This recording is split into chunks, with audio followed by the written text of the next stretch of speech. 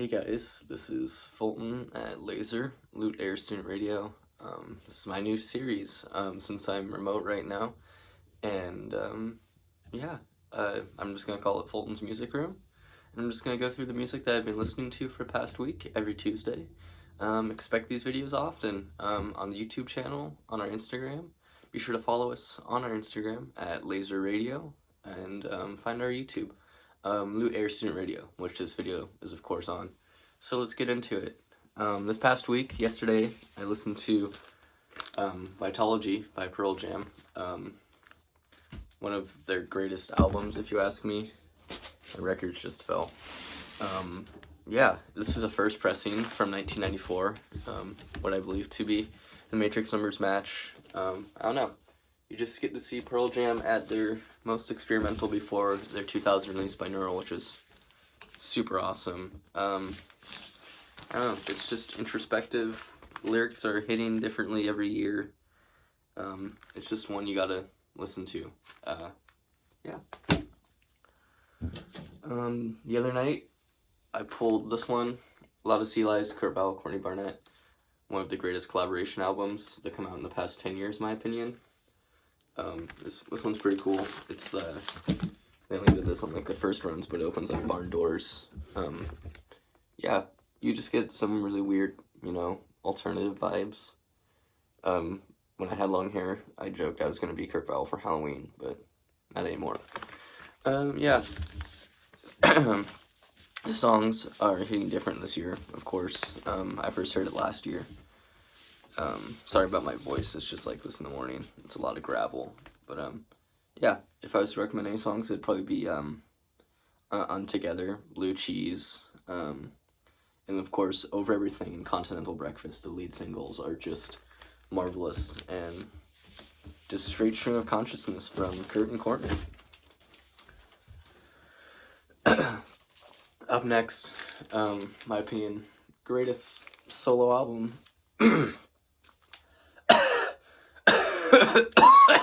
I haven't done this talking in a long time. Greatest solo album ever, at least from, like, my opinion, this last year. First pressing of Jerry Garcia's Garcia. He plays every song on here, at every instrument except drums. 1972. Yeah, it's just got the twang. The lyrics by Robert Hunter are just amazing because he's a poet. If I had, like, side one, you get Dio, Birdsong, Sugary Loser. 4 Grateful Dead staples and live shows, studio versions on one side. And then you get to experimental stuff with Late for Supper, Spider God, Eep Hour, An Odd Little Place, To Lay Me Down. And then it just all goes into the wheel. Amazing, amazing album by Jerry Garcia. And then also, have been listening to some Townes Van Zandt. This is the 50th edition that came out last year. Got this this summer. Our Mother the Mountain. His studio albums are, like, accessible, but, like, if you were to get into them, I'd recommend Live at the Houston Quarter. It's basically just a man and a guitar in a bar, in Texas in the late 70s. Yeah, it's a great album. Remastered, it sounds amazing. And Townes, like, he knew what he was doing according to interviews, with, Justin Townes Earle's father, Steve Earle. Yeah, he was just on it. Yeah, amazing shit. Excuse me. And then, actually, this is an amazing, compilation album from Evergreen State College in 1979. I found this at my local record store, Pop-Up Records in Clinton, Washington. Check it out. Support local music, support local bands, support local shops. That's what I'm all about. Yeah, this has some good songs on it. It even has Steve Fisk, producer for this upcoming band. I'll show you Naked Giants, Nirvana. Yeah, the art is really cool. And this was only $1. I was like, wow. It's a gatefold. It's got all the credits and, like, comments. The songs by Richard Green are definitely my favorites. I've been always, like, looking for his music, but you can only find them on these Evergreen compilations, and that's how I found him. I have another one from 1980, 81. Yeah, it's funny. I'll read you the Steve Fisk comment. NGC, Steve Fisk and Peter Ranlit. NGC is a composition for live performers and quadraphonic tape. Present version has remixed for stereo. Serialized meters and special spatial location are used throughout this piece. For full enjoyment, the listener is instructed to play it at a loud listening level and sit between the speakers. That's how I binge and take in music. So yeah, collaborations, good stuff. Support local shops. That's why I got it, because I've been looking for it. It was only $1. I'm like, oh, hell yeah. Up next we got a newer release. This one actually came out like a month ago. Naked Giants, The Shadow. It's the indie version. It's also signed by the band, if you can see there. Gianni, Henry, Grant. One of the best albums of the year so far, in my opinion. It just slaps, you know, some garage, dad rock, lo-fi vibes. Definitely a big improvement over their last album. I was going to see them live back in March, but I was also going to Treeforce, so I'm like, why did I buy tickets? And it all got canceled. So yeah, some stand-up tracks to me, at least, Goddamn What I Am. So much fun to jam along to. Turns Blue. The Ripper talks about colonialism, folks. It's an issue. And then, honestly, like, The Shadow and Song for When You Sleep. I was thinking about making one of those, like, if you know your Grateful Dead, like, history. In the 80s, they had signs that said, "Let Phil Sing." So, I was thinking about doing one of those, but saying "Let Henry Sing," because he's the drummer, and he wrote that song. If you ever go to a Naked Giants show in the Pacific Northwest area, you'll probably see me with it. And then on Sunday, I listened to Theo Katzman and Four Fine Gentlemen. I heard his live in Berlin, an amazing, amazing live album. Theo Katzman is amazing live. I saw him on his tour, Hot and Johnny Sings, this January, only show of the year. It was marvelous. Yeah, I mean, they know what they're doing. They're super tight. They're organized. It's a gatefold, of course, 2 LP. And then for you people thinking you can't find his albums anywhere, just go to his website. They're there for retail price. Pretty expensive. This was like $40. But on side D, it has the cover of One of These Nights by Glenn Frey, I believe, of the Eagles, of course. And it is just intense. The falsetto Theo pulls is intense. And yeah, here's some photos from the gig a couple years ago when Theo played in Berlin. Just amazing, mastered for vinyl. It sounds marvelous. Theo, and like Wolfpack and all of them, their vinyl game is well worth the price, if you ask me. You won't be disappointed no matter how much you pay. And then I was following the Berlin vibes on Sunday. The Essential classic, Call Me a Kraftwerk Noob. This is the only album of theirs I owned, but Autobahn, like one of the most important albums of all time, if you ask me, just from listening to it. This is a first US pressing, I believe.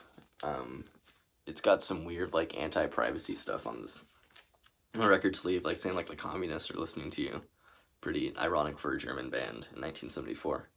Yeah, just a blend of electronics and normal stuff. Go watch a live video from 1973 if you want to really see what they were all about. Yeah, I hope to dig into Kraftwerk some more. Then some CDs. I have my car CD playlist. I'll share that with you in just a moment. So 5877, Grateful Dead, Cornell, Barton Hall, considered their greatest show of all time. It's just good. Primus. Animal should not try to act like people. I sound like their drummer Tim Alexander in an interview disc. 1 second, folks. So yeah, I mainly pull this to look at the DVD that has live videos, music videos, and all kinds of jazz. And yeah, this is their first released music in like 4 years, 2003 from 1999. Really good stuff. If you can, I'd watch the Hallucinogenics live DVD. That's fun. And then next I have Grateful Dead, Working Man's Dead 50th Anniversary. I got this when I bought that Naked Giants album. It's a 3 CD. It has the 50th Anniversary master, which is pretty good. It seems like they really played with the dynamics. You can hear the percussion a lot better, which is nice. And it comes with a live show from 1971, Capitol Theater, Port Chester, New York, on February 21st. Some standout songs to me on that live version, at least, of course, are Cold Rain and Snow. The Easy Wind is amazing. Ripple, of course. Wharf Rat, and then China Cat and Rider. Those were really fun. And then the 17-minute Good Lovin' is just, Pigpen going to town.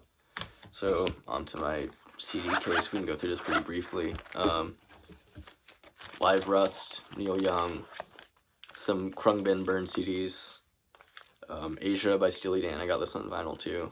First pressing, I think. Payday 2 official soundtrack. D'Angelo, Brown Sugar. I got this last week when I went to the record store. If you haven't listened to D'Angelo, he's a soul icon. Think like Prince mixed with Motown. And then like dark and twisted a little bit and really sensual. More D'Angelo. Mike Oldfield's Tubular Bells, just a classic prog album. And then Sugar Minute, Slice of the Cake, some really deep reggae cuts. Grateful Dead Without a Net, of course. The Althea on here, really good. Delvin Lamar Organ Trio. Found this copy at a thrift store, and it's actually autographed by Jimmy James, their guitars, which is pretty cool. Local Seattle group. If you have the chance to see them, you should. They're amazing. I haven't seen them yet, really. Les Claypool's Fearless Flying Frog Brigade, sets 1 and 2. Set 2 is a cover of Pink Floyd's Animals. Super zany, super wacky, jam band, rock, Les Claypool's just an eclectic guy. And then King Crimson, Absent Lovers, their last gig ever in the 80s lineup. 2 CD. Really good, except for the weird, E-drums that Bill Bruford plays, and you're like, oh, this is the 1980s. But it's really good. You get your strange interlocking guitars, of course, and just the frantic screams of Adrian Belew. And then one album I've been wanting to dig into as I drive around, the White Album by the Beatles. This was only like $1, so I just bought it. But yeah, I've been looking to get into it more. I don't know, I can't really comment. Really, it's just like the Beatles, Days of Future Past by the Moody Blues. Essential prog rock album from the 60s. It's just super relaxing. It's got the bonus tracks, which, I don't really enjoy, but they're okay. It kind of just ruins the flow of the album. But yeah, and then Nirvana's In Utero, self-explanatory, really good album. Top of the charts, if you ask me. Animals by Pink Floyd, so I can, listen to it back to back with that Les Claypool cover. Kind of Blue by Miles Davis. I always forget how much I love this album, and how a special place it has in my heart, studying wise in high school, and just listening to, improvisation for 50 minutes almost. It's just amazing. If you have the chance, I would watch the Miles Davis Birth of the Cool documentary, or read his book, Miles, with Quincy Thorpe. It's amazing. Miles is like the enigma of Miles is gone, but he's still an enigma because he wasn't the best of people, but he was definitely one of the creative geniuses of the 20th century that everyone needs to recognize in some capacity. And finally, some desert stoner metal. Caius, Welcome to Sky Valley. One of my favorite albums of all time. The vinyl versions suck, so of course CD. This is a CD version from Germany, first version I believe. Yeah, it's sludgy, it's heavy. Josh Homme, Queens of the Stone Age, that's his first band. Yeah, it's just amazing stuff. I hope you've all sticked around for this long. This is my first shot at it, so it might be a little longer, but yeah. Thanks for watching, and this is Fulton from LASR, Lute Air Student Radio.